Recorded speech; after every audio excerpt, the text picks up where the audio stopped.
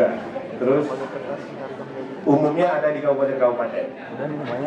Jadi kalau kita yang besar di kota, saya termasuk yang belakangan baru paham mengenai tanah adat ini. Itu pun karena saya akhirnya sekitar 6 bulan riset di kampung gitu ya, di Pajabukan, di Mandailing. Saya besar di Medan, kuliah ke Bandung sampai akhirnya S3 juga kemari. Tapi waktu itu selama ya SMP, SMA pulang kampung cuma sekali-sekali sebulan, seminggu, 2 minggu gitu. Tapi nggak paham mengenai kampung. Tapi karena riset ini saya pulang 6 bulan, saya mulai agak ngerti bahwa ternyata pemaknaan tentang tanah itu sangat berbeda jauh dengan kita yang besar di kota dan sekolah dengan literatur yang kurang menggeluti dimensi-dimensi masyarakat adat ini. Jadi kalau kita mau lebih banyak memahami cara berpikir masyarakat adat, memang kayaknya perlu, kalau baca buku kayaknya kurang. Jadi kalau tinggal di sana nanya, tidur di situ, bagaimana mungkin akan lebih terasa itunya, sense tentang masyarakat adat itu. Lanjut Mas. Terus terkait dengan ini mungkin bisa sedikit membuat pintu masuk ke konteks aset umat. Di masa Ottoman Empire mengenai hak kepemilikan, kalau tadi adat itu kan hak kolektif ya, kita umumnya kan hak privat sama hak kepemilikan pemerintah, state property, private property. Kalau di Islam paling nggak referensi zaman Ottoman Empire, selain ada kepemilikan pribadi, kepemilikan negara, wakaf juga masuk di sini sebagai endowed land tentang tanah khususnya. Ada juga terakhir di sini communal land. Jadi di zaman itu juga sudah ada pengaturan kepemilikan kolektif.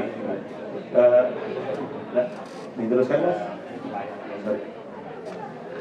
Nah, kenapa ini penting? Kalau tadi wakaf itu kayaknya uangnya sudah ada, hartanya sudah ada, terus kita kumpulkan, kita putar, kira-kira gitu. Bukan lewat bank tapi lewat badan wakaf. Kalau misalnya tanah wilayah ini, kalau wakaf asetnya sudah ada dan mungkin dikumpulkan di antara kita gitu. Kalau tanah wilayah asetnya ada tapi kita nggak bisa jangkau secara legal, padahal itu harusnya bisa jadi punya kita. Jadi ini benda yang harta kekayaan yang harusnya punya kita, tapi karena ada hambatan-hambatan legal, politik terutama dari mungkin penyelenggara negara, kita tidak bisa manfaatkan itu. Pertanian, perkebunan, pertanian, peternakan, tanah-tanah dan semua sumber daya alam yang ada di dalam masing-masing itu harusnya bisa kita manfaatkan lebih sebagai umat Islam di Indonesia. Pertanyaannya, apakah umat Islam yang mayoritas itu memiliki mayoritas tanah juga di Indonesia? Kalau apakah umat Islam memiliki harta paling banyak di Indonesia? Jawabannya udah enggak ya, karena riset kan serat-serat terkaya udah muncul gitu kan. Kalau kita buat pertanyaannya lagi, alokasi tanah, penguasaannya siapa yang punya, umat Islam apa enggak? Mungkin mayoritas juga bukan juga barangkali. Jadi ini mungkin terkait tanah yang punya kita, tapi entah gimana lewat mekanisme hukumnya yang akhirnya orang lain yang banyak yang pegang. Oke, jadi bagaimana sebenarnya distribusi penguasaan lahan tanah di Indonesia? Ayo Mas, lanjutin. Terus, ya, contoh aja, ini di Kalimantan Barat. Ini saya ambil dari website, dari YouTube, saya potret. Ini udah hampir habis dibagi-bagi untuk konsesi-konsesi perkebunan, konsesi-konsesi hutan, konsesi untuk taman nasional, protected forest, untuk juga mining company, perusahaan-perusahaan tambang. Nanti mungkin tinggal yang kita dapat tuh permukiman sih. Permukiman aja, yang ini udah bisa. Lanjut Mas. Nah ini di Mandailing. Tadi kalau tadi satu provinsi, ini satu kabupaten. Di Mandailing tempat saya riset, ini satu kabupaten. Mandailing Natal itu 95,5% Islam, dekat sama Sumatera Barat. Kemarin kalau nggak salah bagian dari perjalanan Jokowi untuk titik nol Islam Nusantara, dirangi juga ini kabupatennya. Ada pesantren besar di sana, namanya pesantren Mustafawiyah. Nah, ini kalau lihat peta ini, yang hijau ini atau gini, yang bukan yang putih ini sudah kawasan hutan. Bukan yang putih sudah kawasan hutan. Yang putih, bukan kawasan hutan. Yang putih ini bukan kawasan hutan. Yang lainnya kawasan hutan. Kawasan hutan itu bisa hutan lindung, bisa hutan konservasi, bisa dibuat hutan produksi, macam-macam. Tapi artinya sudah dimiliki negara, masyarakat yang tinggal di situ udah nggak bisa ngapa-ngapain lagi. Yang putih ini belum tentu juga punya masyarakat, nggak bisa juga masyarakat, karena udah di sini berkebunan, dia hak guna usaha macam-macam, dijadikan sawit, karet, gitu. Nah, kalau kelihatan ini garis-garis merah, ini jalan, ya nanti paling masyarakatnya di sana, lahan yang dia legal bisa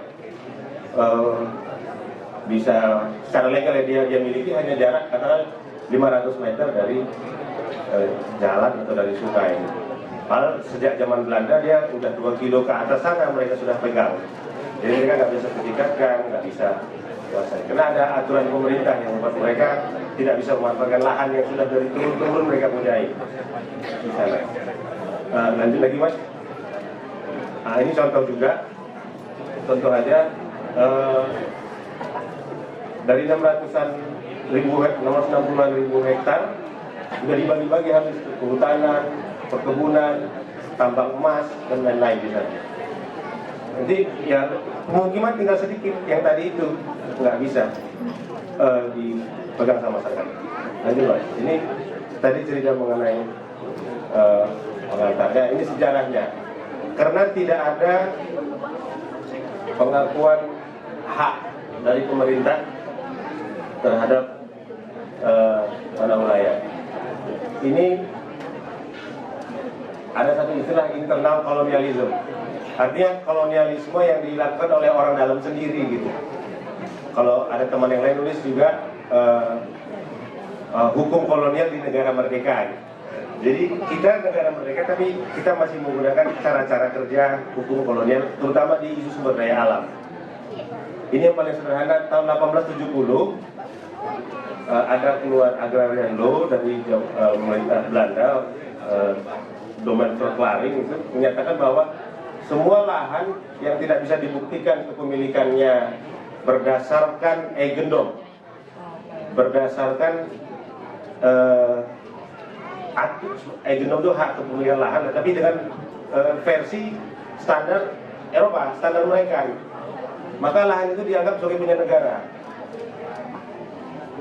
Jadi setelah itu, dan itu diterapkan di Jawa Madura, 1870. Jadi dengan cara itu artinya semua masyarakat yang ada di Jawa Madura yang nggak bisa membuktikan orang dia nggak punya cara untuk punya sertifikat versi Eropa kan gitu. Itu cara mainnya begitu. Kemudian tahun 27 pengen diterapkan di seluruh Indonesia. Terus lakukan kajian waktu itu perkembangan politik etis. Akhirnya nggak jadi diterapkan seluruh Indonesia. Jadi diterapkan sampai tahun 42 Belanda keluar dari Indonesia, diterapkan hanya di Jawa Madura 90%, di luar Jawa Madura 40%. Artinya sampai Belanda keluar dari Indonesia, 60% wilayah luar Jawa Madura belum menerapkan ini, tidak menerapkan cara domain verklaring ini. Lanjut Pak. Terus tahun 45, kalau tadi kan dimiliki oleh negara dalam hal ini Belanda ya. Kalau tahun 45 Undang-Undang Dasar kita pasal 33 bilang bumi, air dan itu semua dikuasai negara, dimanfaatkan untuk kemakmuran rakyat, begitu ya. Tapi pertama dikuasai negara dulu, baru nanti mau dibagi-bagi kemakmuran rakyat. Melalui apa? Melalui penegakan hukum. Kan dia siapkan semua aturan-aturan legalnya kan. Nah, tahun 67, 65 Soeharto berkuasa. Tahun 67 di situ keluar peraturan mengenai ini Undang-Undang 57, Undang-Undang 567, Undang-Undang nomor 5 tahun 67 tentang kehutanan, pokok hutanan. Hutan negara ialah kawasan hutan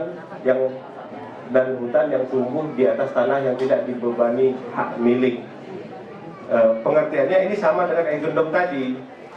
Jadi kalau Eigendom tadi bilang versi Belanda, ya mereka bilang ini versi pemerintah. Kalau kamu nggak bisa buktikan bahwa tanah itu punyamu berdasarkan versi kami, kata pemerintah, itu bukan punyamu. Nah, itulah kira-kira. Jadi itu adalah tanah yang dikuasai oleh negara. Nah, dan ini diterapkan seluruh Indonesia. Kalau tadi Belanda, Jawa, Madura, ini di luar Jawa, Madura juga gitu. Artinya Soeharto dalam posisi pengertian ini zaman itu kayaknya pengen eksploitasi lebih luas. Maka waktu itu mulailah HPH dibagi-bagi, pembahasan jadi raja kayu gitu-gitu kata cerita waktu itu kan. Nah, itu satu cara negara mengambil alih lahan masyarakat. Kemudian di tingkat implementasinya ada lagi. Dari tahun 67 sampai 99, cara negara menguasai itu dengan ini. Ini resmi di legal pemerintah. Kawasan hutan, artinya hutan yang dimiliki oleh negara, adalah suatu kawasan yang ditunjuk dan atau ditetapkan. Jadi ada mekanisme penunjukan dan mekanisme penetapan. Kedua ini sebenarnya secara teknis ini bagian dari proses pengukuhan kawasan hutan. Coba terus Mas. Nah, 4 tahap pengukuhan kawasan hutan: penunjukan, penataan batas, pemetaan, penetapan. Sederhananya gini, penunjukan itu tidak butuh konfirmasi lapangan. Jadi Menteri Kehutanan membuat penunjukan kawasan hutan untuk Sumatera Utara. Ini peta, kami garis-garis kasarnya gitu, saya SK-kan, kirim ke Sumatera Utara. Semua yang masuk dalam garis ini udah kami tunjuk, ini punya kami, kata negara. Bukan, ini kami kuasai, karena bukan dimiliki ya. Kalau ini kan bukan dimiliki, dikuasai oleh negara. Nah, negara dapat kekuasaan dari masyarakat. Jadi tanpa penunjukan pun pemerintah bisa membuat dasar legal bahwa itu sudah kawasan hutan yang bisa dikuasai oleh pemerintah. Artinya apa? Karena sudah ada dasar legalnya, polisi juga bisa membackup itu.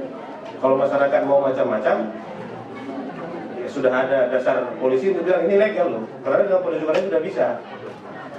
Nah, harusnya prosesnya itu sampai penetapan.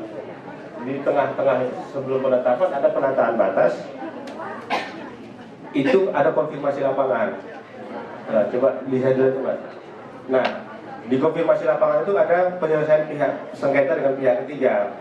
Jadi setelah ditunjuk di penataan batas di lapangan, dicek, Pak ada surat nggak Pak, versi mana? Oke, ada versinya. Misalnya gitu. Jadi bisa ini kan diselesaikan kalau ada versinya. Bukti tertulis. Tapi bukti tertulis pun di situ yang diakui hanya hak yang dimiliki oleh orang perorangan atau badan hukum. Hak ulayat tidak diakui. Jadi masyarakat yang memiliki hak kolektif juga nggak bisa juga secara legal memiliki atau menguasai lahannya juga. Kemudian itu bukti tertulis. Bukti tidak tertulis dalam proses pengecekan lapangan tadi oleh pemerintah kriterianya adalah ada permukiman di lapangan, ada fasilitas umum, misalnya infrastruktur gitu ya, fasilitas sosial, misalnya masjid, sekolah. Itu ciri-ciri harus tersedia di lapangan kalau mau membuktikan bahwa itu punya, bisa dilepaskan dari klaim negara tadi, klaim penguasa negara.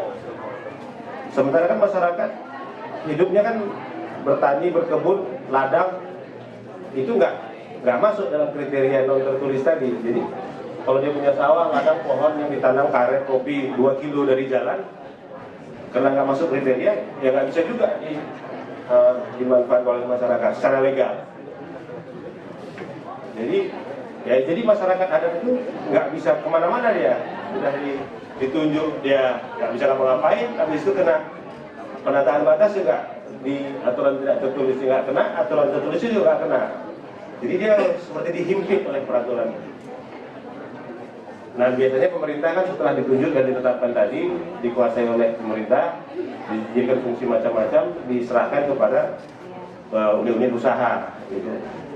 Sawit lah, tambang lah, macam-macam. Lanjut Pak. Nah biasanya kan gitu, kalau tanah itu dibagi kawasan hutan, non kawasan hutan, hutan produksi, hutan tanaman industri, hutan hak pengelolaan hutan, hutan konservasi, taman nasional, cagar alam. Itu juga satu isu di riset saya. Hutan konservasi kesannya positif sih ya. Kita mau jaga alam, kita ikut terlibat dalam proses menjaga climate change misalnya begitu. Tapi di lapangan urusan klaim lahan kan beda ceritanya. Negara bisa klaim ke masyarakat, kami nggak bisa berladang lagi di sana, nggak bisa kami masuk, nanti ada polisi hutan dan lain bermasalah. Jadi agak inilah miris lah kalau melihat situasi di lapangan. Terus biasanya kalau kawasan hutan itu mau dijadikan tambang, dikasih izin pinjam pakai, tinggal lobby bupati, lobby gubernur, masuk kementerian dapat izin pinjam pakai. Di masyarakat sekitar tambang itu nggak bisa ngapa-ngapain juga di sana. Nah, atau dijadikan perkebunan, permukiman ya tempat kita tinggal kecil aja. Jadi nggak banyak yang bisa dimanfaatkan oleh masyarakat. Terus mas. Nah akhirnya terjadi konflik. Hampir di mana-mana mesuji konflik. Saya kira itu berlarut-larut lah dari sejak Belanda, terus zaman Pak Harto, terus juga sampai tahun 2011 masih ribut. Nanti masih bermasalah secara aturan, dan kalau pengusaha dan pemerintah dasarnya legal saja dan tinggal di backup polisi kan di lapangan tinggal ribut aja udah, nggak akan bisa ketemu itu udah ininya jalan keluarnya. Lagi mas, terus sering klaim tumpang tindih. Ini peta di Mandailing juga. Itu yang lila itu Taman Nasional, tapi yang di kota-kota itu Sorik Mas Mining, perusahaan tambang emas di sana. Yang ini juga. Jadi bersinggungan dia. Kalau di sini kasusnya antara Kementerian Kehutanan ribut sama Kementerian ESDM. Satu pengen mengedepankan konservasi, satu pengen memanfaatkan eksploitasi emas di situ. Masyarakatnya nonton aja kan, ribut aja tanah kami, mereka ribut gitu, kira-kira gitu kan. Jadi kasihan lah kalau dilihat dari sisi. Sementara ini kan potensinya besar sekali. Secara kalau mau dimanfaatkan secara ekonomi ya, kalau masyarakat bisa didekati, itu potensi ekonomi besar sekali. Versi masyarakat misalnya di Taman Nasional, wilayah desa kami segini, besar ini kan ya, menutupi si Taman Nasional. Ini juga desa-desa, ini desa Nangali, desa Barat, menutupi Taman Nasional. Jadi versi mereka sejak zaman nenek moyang kami juga sudah punya kewilayahan, konsep wilayah, dan versi kami di kawasan kami itu sampai ke sana. Versi pemerintah karena dari Jakarta dia bikin penetapan penunjukan tadi itu paling tinggi lah semua jadi. Kayak ribut juga versi masyarakat ya, kami kan udah dari nenek kami di sini, masa disuruh keluar nggak boleh masuk lagi, jadi ribut. Terus mas, itu sejarah sampai 2000 sampai reformasi berjalan.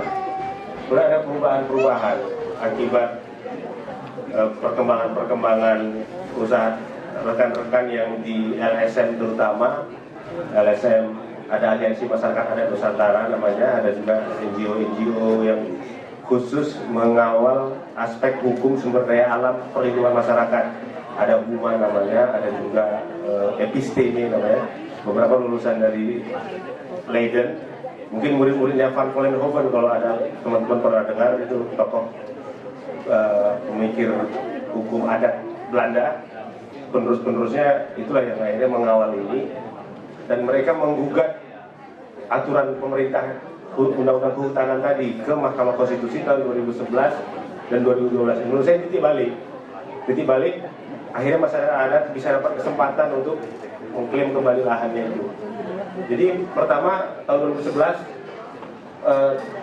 tulisan mengenai ditunjuk dan atau ditetapkan itu dianggap bermasalah. Ya iyalah bermasalah. Akhirnya dirubah menjadi ditetapkan. Artinya kalau ditetapkan artinya harus ikut semua tahapan tadi kan. Harus ikut proses dari penunjukan, penataan batas, pemetaan sampai penetapan. Konfirmasi lapangan harus berjalan. itu kata MK ya, setelah digugat, dan itu 2011. Bayangkan dari 1870 sampai 2011 kemana aja gitu kan. Ya, begitulah ribut-ributnya di lapangan. Terus 2012 hutan adat diakui. Sebelumnya hutan adat dianggap jadi bagian dari hutan negara, setelah 2012 dipisahkan. Hutan adat tidak bagian dari hutan negara, dan di situ masyarakat adat sebagai subjek hukum diakui. Artinya dulu subjek hukum pun dia tidak diakui. Gitulah ininya, dilemanya masyarakat adat. Nah, tantangannya setelah ini ditetapkan adalah harus dibuktikan di lapangan bahwa masyarakat adat itu ada, kemudian harus melalui perda. 5 menit ya. Perda. Oke, dari perkembangan Indonesia, perkembangan di dunia, teman-teman yang di ekonomi mungkin mengenal tokoh ini, Elinor Ostrom, peraih Nobel Ekonomi 2009. Dia risetnya di Nepal. Dia mengedepankan konsep common pool resources. Jadi intinya gini, dia mau bilang bahwa sumber daya alam itu tidak mesti dipegang oleh negara, state, atau privat untuk membuat si sumber daya alam itu dikelola efisien, efektif, dan tidak merusak lingkungan. Dia membuktikan dengan riset dia bahwa kepemilikan kolektif pun mampu untuk menjaga, mengawal sumber daya alam itu menjadi efektif, efisien, asal dilengkapi dengan institusi-institusi kolektif, ada sanksi gitu, dan mereka bisa self-organize, mengatur diri sendiri. Jadi dari riset itu dia mendapatkan Nobel, terutama akhirnya ini dipakai untuk menjadi justifikasi memberikan supporting funding banyak untuk proyek-proyek climate change ke masyarakat adat untuk menjaga hutan. Dasarnya dari statement dia inilah, Elinor Ostrom. Artinya pendapat dia yang riset di Nepal, artinya kan ini istilahnya kekayaan Asia sebenarnya. Di Eropa tidak mengenal mungkin konsep-konsep seperti tadi wakaf itu. Di Oxford ternyata ngambil juga dari seberang gitu ya. Ini juga dia ngambil dari Nepal. Akhirnya dipakai untuk banyak kasus-kasus masyarakat adat sampai Amerika Latin, mengadopsi juga. Terus Pak. Ini kita lewat aja nanti. Oke, ini prospeknya. Oke, jadi tadi sudah ada perkembangan-perkembangan di Indonesia maupun di luar.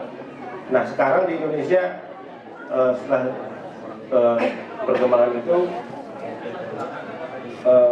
sudah dikawal lah, bisa dibilang ada lembaga yang mengawal masyarakat adat se-Indonesia.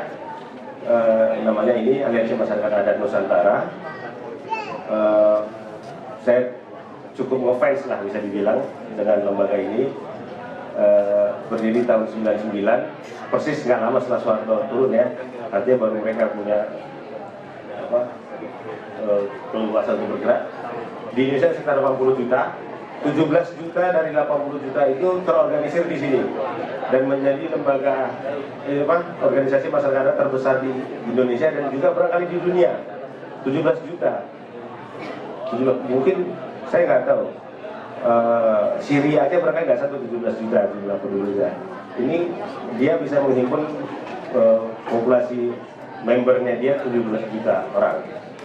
Terus dan mereka mendapat penghargaan Ostrom 2015 kemarin di Kanada karena dianggap menjadi lembaga yang mempraktekkan cara kerja common pool resources-nya Ostrom tadi.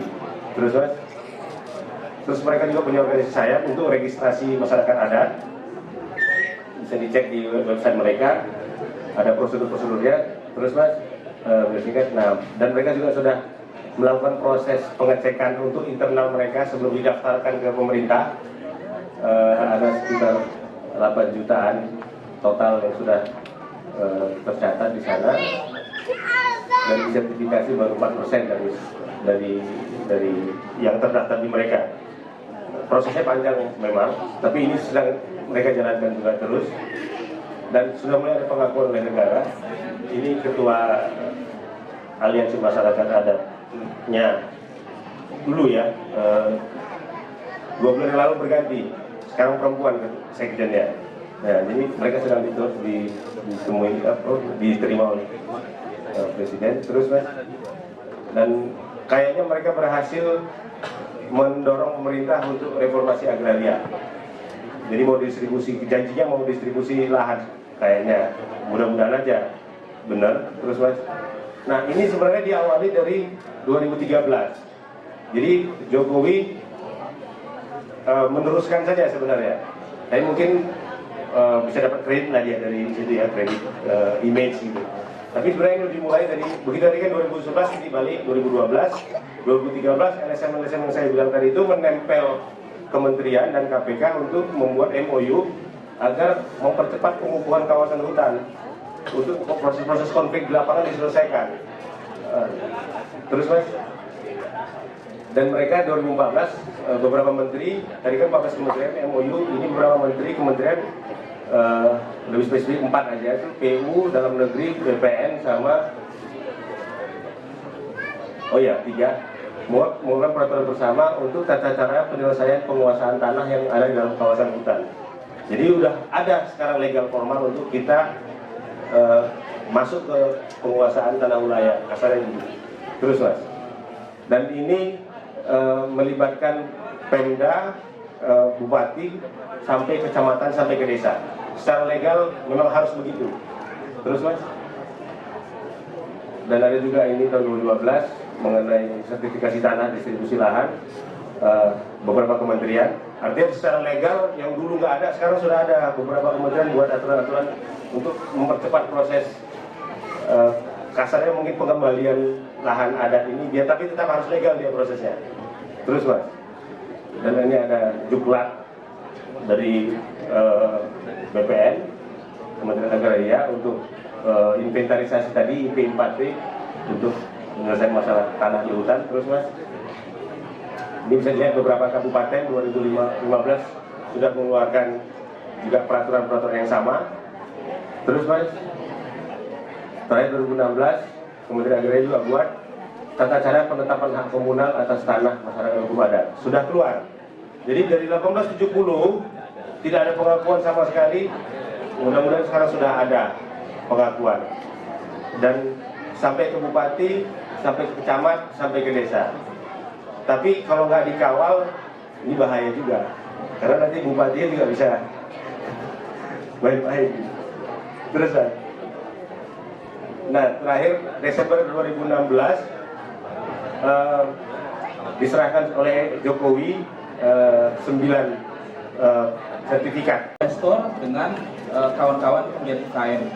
Kemudian terkait wakaf, yang ingin saya tanyakan, apakah wakaf gitu ya bisa dipergunakan untuk hal-hal seperti itu, karena dalam bisnis otomatis mengikat ada resiko di sana gitu.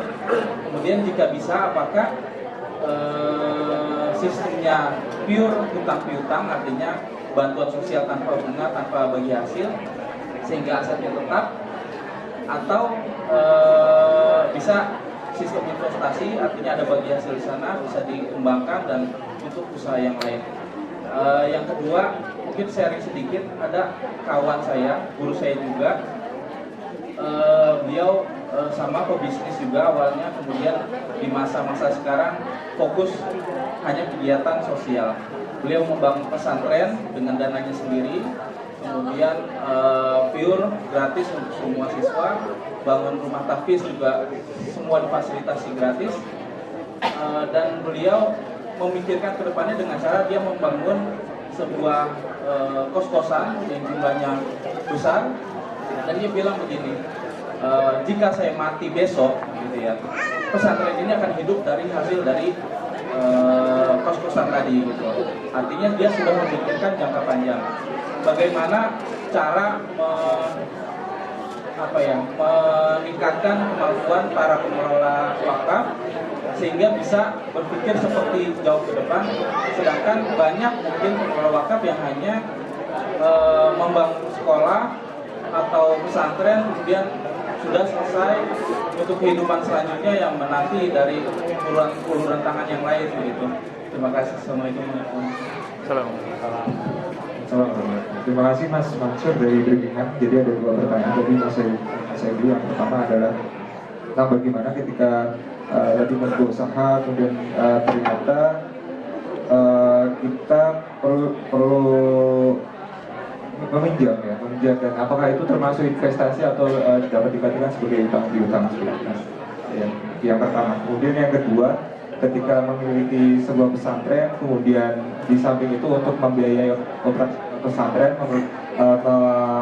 membangun sebuah kos-kosan, di mana itu tujuannya untuk ketika nanti beliau wafat ataupun sudah tiada, dapat mendukung keberlanjutan pesantren itu dan bagaimana menerapkan pola pikir yang sama kepada pengelolanya. Terima kasih. Bismillah. Menarik sekali Mas Mansur. Ini sebenarnya yang Mas Mansur tanyakan itu adalah yang membuat saya harus berubah topik.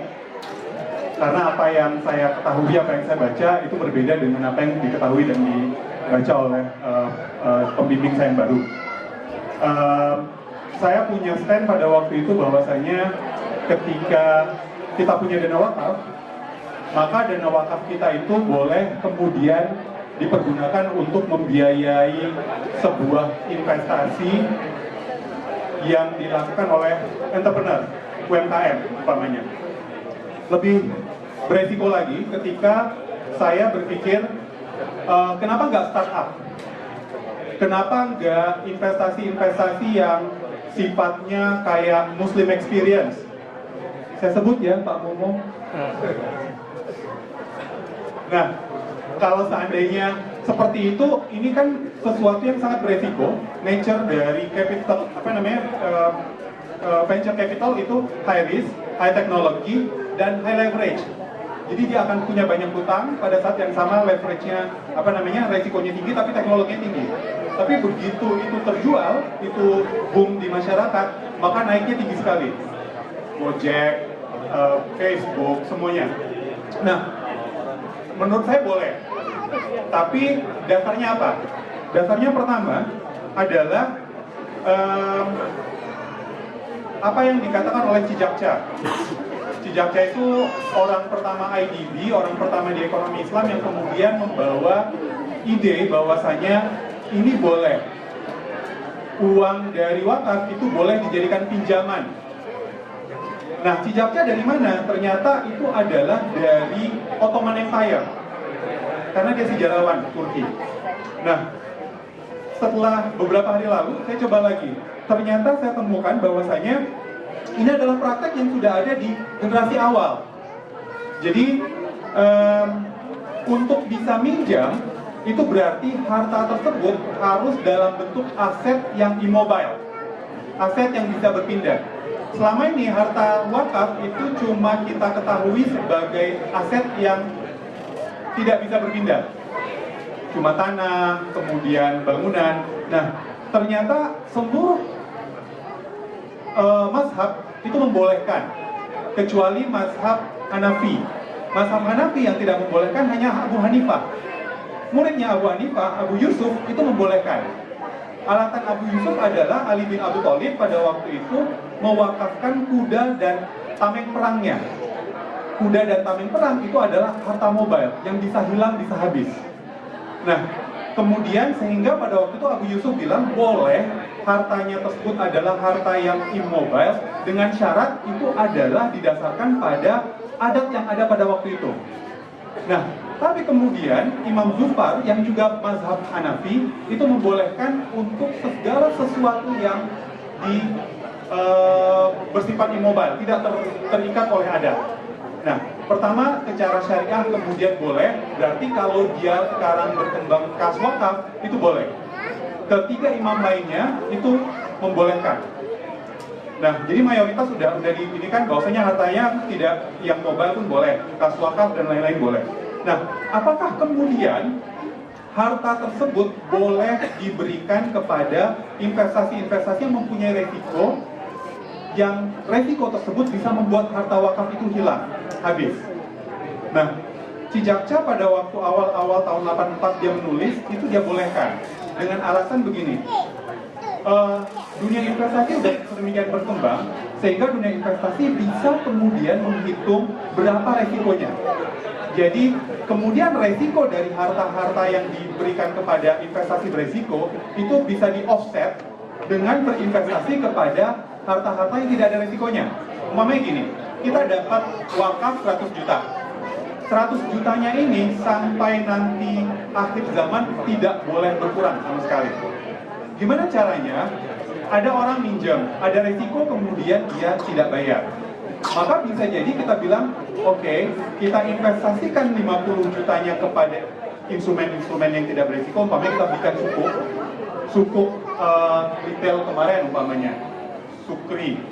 Nah, sukuk retail kemarin itu persentase returnnya sekitar berapa? 89%, ya kan? Berarti kalau kita investasikan sekitar ekuivalennya sekitar segitu, 80 jutanya ke situ atau 90 jutanya ke situ, kita bisa expect 100 jutanya preserve. Kita bisa pinjamkan ke ke yang beresiko sebesar 10 juta. Nah, yang kedua caranya adalah harta ini, 100 juta ini kita investasikan ke aset yang tidak mobile tetapi bisa memiliki income. 100 juta kita beliin rukonya kita sewakan. Uang sewa ruko itu kita boleh berikan kepada para entrepreneur, sehingga kalaupun mereka beresiko tidak mengembalikan, terjadi preservation dari scopusnya, kalau bahasa wakafnya. Nah, ini adalah pemikiran Cijaksa yang baru yang berubah. Jadi dia sendiri berevolusi, mulai dari tidak boleh sama sekali pemikirannya, mau seluruh harta wakaf juga boleh. Nah, permasalahannya adalah kalau kemudian kita mendasarkan pada pemikiran awal di mana cuma boleh return-nya saja yang dipergunakan, maka duitnya jadi sedikit, kemampuan untuk pinjamnya jadi sedikit. Tapi kalau kita punya banyak ininya,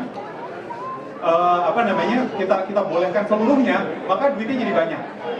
Nah, kita lagi buat paper sama Pak Momo juga untuk memungkinkan kita mix, istilahnya blended fund. Kita mix dana-dana wakaf itu dengan dana-dana korporasi, dana-dana komersial. Jadi mau bangun jalan, para investor itu kan nggak mau bangun jalan karena resikonya banyak di awal, pembebasan tanah dan lain-lain. Nah, itu kita bisa pakai dana sosial. Di fase kedua kita pakai dana korporasi. Ketika resiko udah semakin rendah, kita pakai dana korporasi, kita pakai dana wakaf, blended fund. Yang beredar sekarang di dunia itu macam-macam. Umpamanya di Bangladesh itu Exim Bank itu punya namanya Mudarobah Wakaf. Mudarobah Wakaf itu apa? Kita beli sertifikat wakaf ke mereka, kita bayarkan, kemudian uang wakaf ini mereka yang kemudian investasikan ke ke entrepreneur Qardul Hasan, jadi tanpa return sama sekali. Nah, pada saat yang sama si bank sebagai penjamin bahwasanya itu di-preserve. Nah, trikinya di dalam model yang seperti ini adalah dananya 100 juta, tetapi barangkali 20 tahun dari sekarang dananya menjadi menurun. Nilai dari dananya, daya beli dari 100 juta itu mungkin sekarang besar, tapi 20 tahun lagi itu nggak bisa cukup untuk membuat satu bisnis tertentu. Maka beberapa ilmuwan itu kemudian keluar dengan, kalau ini kita jadikan sebagai alat wakaf, menjadi harta wakaf, maka harta tersebut sepertiga dari returnnya harus dijadikan tambahan terhadap prinsipal yang tadi. Jadi mungkin tahun sekarang nilainya 100 juta, tahun depan karena nilai investasinya meningkat jadi 110 juta, 6 jutanya bisa dipakai untuk macam-macam, 4 jutanya menambah prinsipal dari wakaf. Jadi tahun depan nilainya jadi 100 juta, tahun depannya lagi sepertiganya terus menerus. Nah, itu. Yang kedua yang juga berkembang di publik adalah sistem yang katanya asuransi wakaf insurance. Ini di Indonesia udah ada, yang saya tahu Prudential. Caranya gimana? Kita beli asuransi yang bersifat wakaf. Kita nggak bisa wakaf sekarang. Kita hitung. Kita minta mereka menghitung. Kalau saya ingin wakaf 2 miliar sampai dengan akhir hidup saya, maka silahkan dihitung kira-kira premi saya per bulan bayar berapa.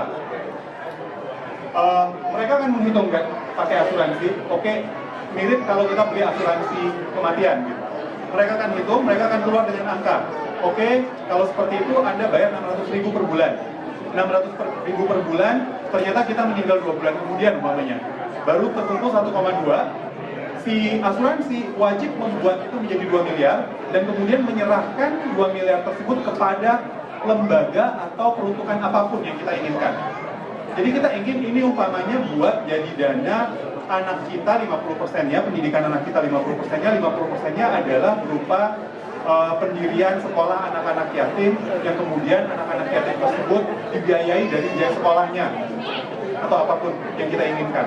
Nah, itu dilakukan. Jadi Prudensial kerjasama dengan Al-Azhar ya, Al-Azhar lembaga Al-Azhar itu melakukan itu. Nah, ada macam-macam pola-pola lainnya yang dia bekerja sama dengan bank. Nah, tapi yang menarik juga adalah mereka membentuk korporasi sendiri. Jadi kalau seandainya ibu-ibu bapak-bapak jalan-jalan ke Malaysia kemudian pengen makan KFC itu adalah perusahaan wakaf di Malaysia. Jadi yang punya saham KFC adalah lembaga wakaf. Jadi istilahnya corporate wakaf. Wakafnya jadi korporasi tersendiri. Mereka kemudian membeli perusahaan-perusahaan besar. Jadi di sana itu bukan hanya kas wakaf, tetapi stok wakaf atau share wakaf. Jadi wakaf saham yang mereka kembangkan. Jadi macam-macam. Nah, pertanyaan kedua memang sangat challenging, Mas. Gimana caranya kemudian para pengelola wakaf ini memiliki pemikiran yang sama? Kredit sekali buat temannya Mas yang punya kos-kosan, kemudian kos-kosan itu jadi wakafnya, return dari kos-kosan itu adalah untuk menghidupkan biaya pesantren gitu. Itu di Singapura kasusnya lebih menarik. Singapura itu mereka punya tanah lahan cuma kecil untuk masjid, cuma masjid ini susah untuk berkembangnya, masjidnya udah jelek, busuk, tidak terawat. Nah, kemudian yang dilakukan adalah BOT, Build Operation and Transfer. Jadi mereka kumpulkan dana corporate, diminta dana corporate ini membebaskan tanah sekeliling masjid, kemudian dana sekeliling masjid itu dipinjamkan lagi corporate untuk membangun gedung 3 lantai atau 4 lantai. Gedung pertama dijadikan ruko, kedua, ketiga itu dijadikan rumah yang disewakan. Kemudian sewa tersebutlah yang menjadi income bagi corporate untuk melakukan ininya, sewa dari ruko, sewa dari rumah selama sekian tahun. Setelah sekian tahun tersebut, itu semua menjadi dana wakaf. Jadi model-model pengelolaan yang seperti ini sudah dilakukan.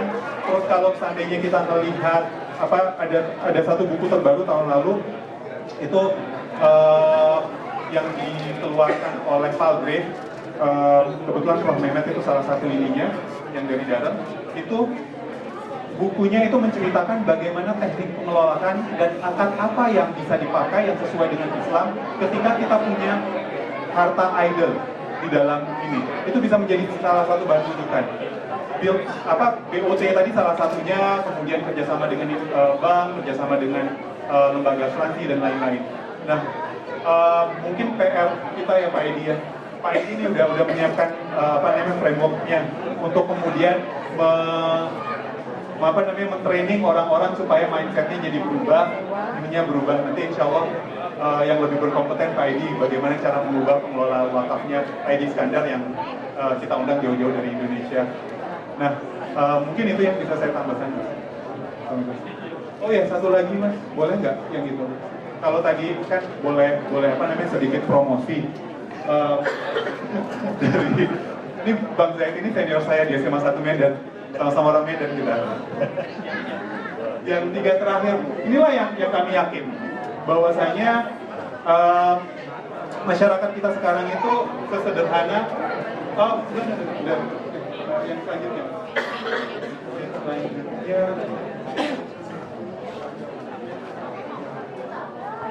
Ini yang kita percaya. Orang-orang itu nggak wakaf karena nggak kenal. Tak kenal maka tak wakaf. keyakinan kami adalah slide yang selanjutnya, it's the next best thing in finance. Insya Allah ini wakaf ini udah menjadi tren sampai Prof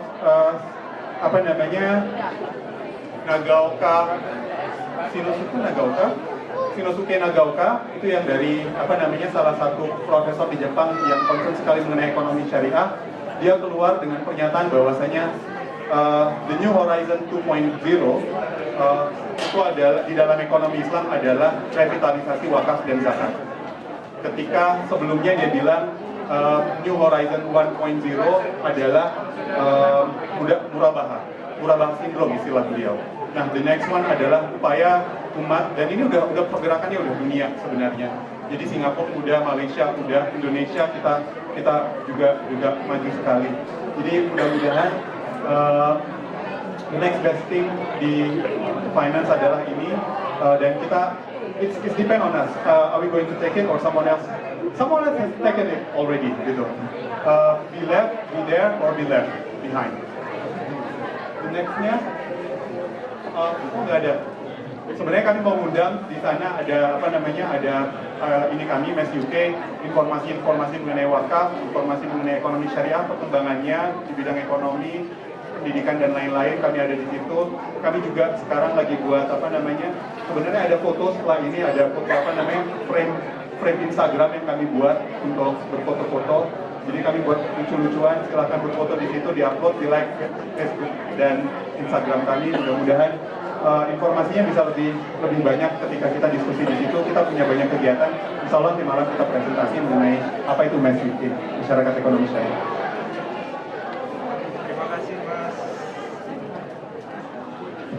Terima kasih Mas Edi atas jawabannya, dan saya mewakili panitia tadi dapat warning. Saya mohon maaf Mbak penanya kedua, dan setelah sesi ini nanti berakhir karena waktu yang sangat strict sehingga ini sudah cukup molor, dan nanti kami mohon berkenan nanti mungkin menyampaikan setelah sesi acara ini secara langsung pada kedua pembicara, Mas Edi maupun Mas Zaid. Sekali lagi saya sebelum menutup acara ini ingin menyimpulkan sedikit. Ada quote tadi yang saya kutip dari Mas Edi, hidup seorang muslim bisa sepenuhnya dibiayai oleh wakaf, dan tentunya perlu ada proses penyadaran kepada masyarakat itu sendiri untuk memanfaatkan wakaf dengan sebaik-baiknya sebagai bekal investasi di akhirat, seperti itu. Dan dari Mas Zaid, perlunya sinergitas antara elemen masyarakat maupun NGO yang sekarang ini sudah ada untuk menyadarkan kembali bagaimana pengelolaan tanah adat itu kepada masyarakat, dan juga pendampingan secara berkelanjutan. Ya, terutama kepada komunitas-komunitas muslim baik yang ada di Indonesia maupun yang ada di luar negeri itu. Jadi saya mohon maaf jika dalam menyampaikan sesi pertama ini ada kekurangan, dan sekali lagi kami ucapkan terima kasih pada Mas Edi dan juga Mas Zaid. Kita beri obat sekali lagi untuk kedua pembicara kita pagi hari ini. Selanjutnya kami sampaikan kembali kepada MC. Wassalamualaikum warahmatullahi wabarakatuh. Mohon tetap di tempat dan mengundang Pak Arif untuk memberikan kenang-kenangan kepada dua pembicara, dan kami mohon kedua pembicara untuk berdiri di depan untuk didokumentasikan.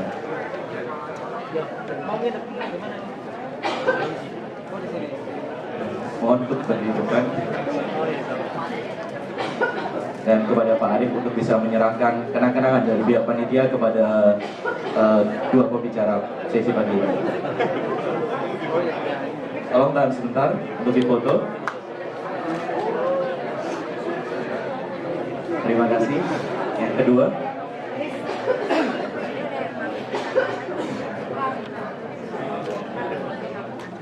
terima kasih. Dan mohon foto bersama dengan moderator dan Pak Arif. Foto bersama dulu.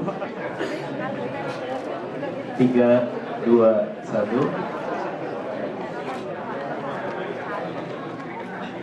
Terima kasih. Sekali lagi mohon aplaus kepada kedua pembicara untuk sesi pagi ini. Memasuki acara ini.